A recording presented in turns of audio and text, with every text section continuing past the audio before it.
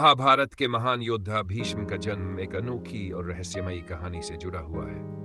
गंगा पुत्र भीष्म की जन्म कथा। महाभारत के महान योद्धा भीष्म का जन्म एक अनोखी और रहस्यमयी कहानी से जुड़ा हुआ है।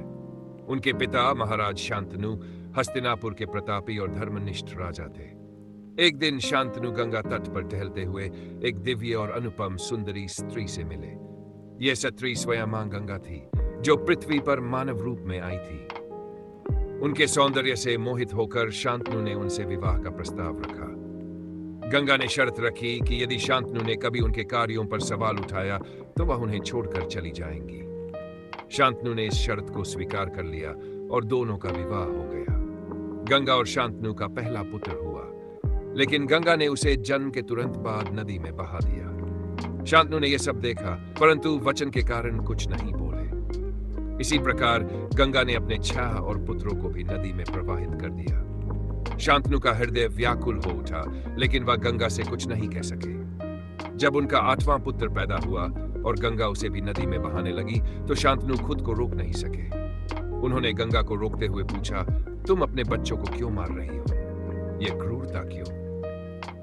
गंगा ने उत्तर दिया, हे महाराज, आपने अपना वचन तोड़ा है, लेकिन अब मैं आपको सच्चाई बताती हूँ।